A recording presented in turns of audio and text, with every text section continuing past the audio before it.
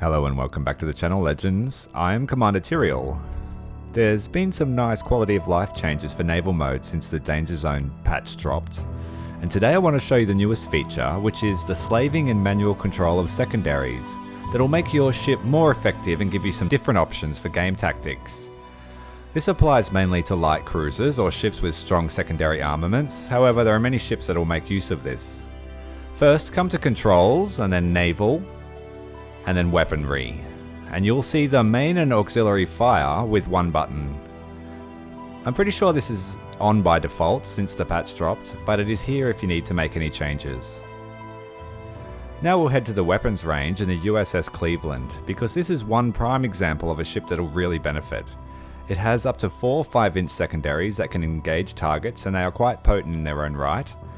Being able to slave them to the main fire director will allow us to increase our accurate firepower by up to 96 5-inch rounds per minute, complementing the 12 6-inch guns perfectly. There's also an interesting feature in that it lets you choose the ammunition type for your secondaries, and I'll show you how to do that now. First of all, turn off the gunners to make sure they don't kill anybody, and we'll get all of our guns on the same bearing. Once that happens, it's fairly quick in the Cleveland. So you press the left mouse button to fire a single salvo, and click again while it's reloading to fire the secondaries. If you double click the mouse, it'll fire both primary and secondary weapons at the same time. If you hold the mouse button, it'll continue to fire all of your weapons.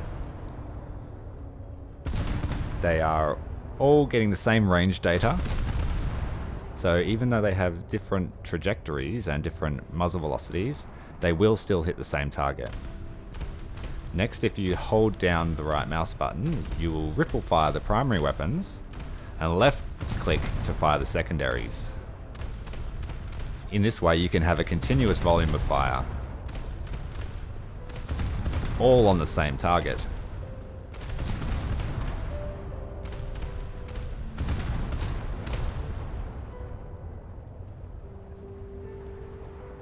So that's very cool. Next, what you can do is you change to your secondary armament and choose the ammunition. In this case, I will choose the semi-armor piercing ammunition from the 5-inch shells, which is a very potent shell, as anyone that's versed or sailed a US destroyer will know. Unfortunately, it still had HE rounds loaded, and that was a very potent shot. There you go, you can see the secondaries now have the semi-armor piercing tracer. Perfect for fighting a light cruiser. Thirdly, you come to your secondaries again and switch to your third ammunition type, which is the AA, or the HEVT round. Point the secondaries in the sky, shoot them, goodbye aircraft. So we'll go back to our cruiser buddies here.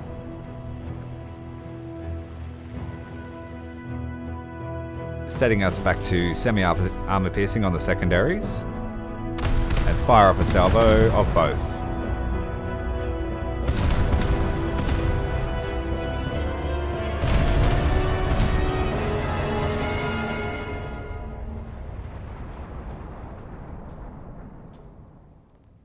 Enemy ship on fire. So you can see, by using HE and semi-armor piercing round, we've just done 3 types of damage. We've taken out a bridge module, we've caused a fire, and we've caused flooding. That's a trifecta. Perfect. While this may not seem like a very quick way to kill them, I can assure you it's doing an extreme amount of damage. We've lost a compartment, and as we batter our way through the armor belt, eventually we'll reach that sweet, sweet ammo rack. And there we go. Now with fires burning on both ends of the ships and her having flooding, that repair time's going to take a long time. And if you were playing the game, you would have to choose German light cruiser or any German cruiser with that type of fire is at extreme risk of detonation. So we switch back to all HE to keep that fire going.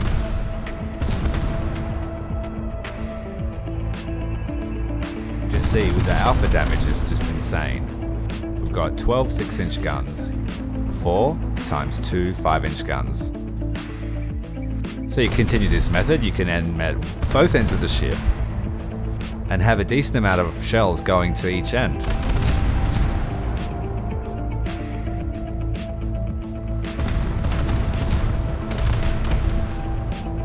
Start off with HE at medium to long range. And let's say he was getting closer, we would then switch to semi-armor piercing.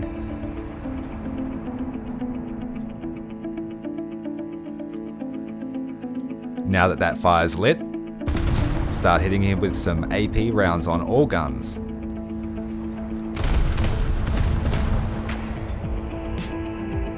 And try to take out what remains of his armor. As you damage the ammo elevators on both ends of the ship and start that fire, get it spreading. You see that both types of shells have now breached through and caused hull damage. And we have flooding on board. So you can see that if you stay on top of what type of shell you're using, you can be extremely effective. I just had a match spamming just HE shells. I nearly ran out of ammo on all guns. I did 20,000 damage, 100,000 silver lions. It was amazing, it was great fun. I enjoyed it, and this is how it should be. The one downside that you do have is that your secondaries no longer auto-target PT boats, but it's very easy just to point the targeting at them. I used to use my secondaries only as an alarm system sort of thing. So now you can just point them and just shoot. It's great. It'll really make these high tier cruisers a little bit more effective because you can sort of just rain shells on a battleship non-stop. If you just use pure HE on this battleship, you can kill him in about 100 shells. Granted, this guy is not trying to repair, but I've had battles where you just rain HE shells down on the battleships and they cannot do anything about it.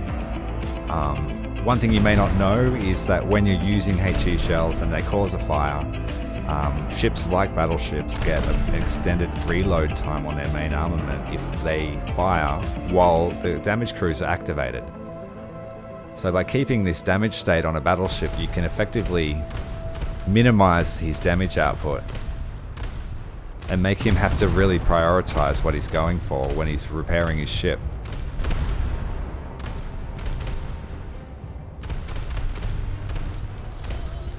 And the pure rate of fire is just amazing.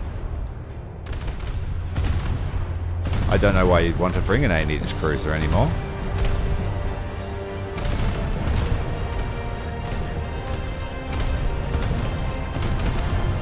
And in battle, this absolutely rakes in the silver lions too.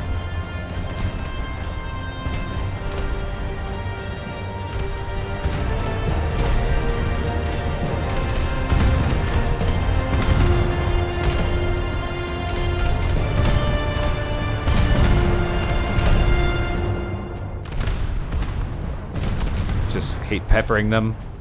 In battle, you would be maneuvering and trying to avoid shots. But you get the general gist of what I'm going for. See, we even now have an armor breach. And he has flooding on board. We've just had an ammo rack detonation. And it's pretty much over for him. You'd have to have a very good crew to survive that sort of damage. And there we go, he's down. So there you have it. That's how to use your secondaries in conjunction with your primaries to rain chaos on your enemies. If you found this useful, leave a like, subscribe to the channel. If you have any other tips or things that we may not know, leave a comment below. Until next time, Commander Tyrael out.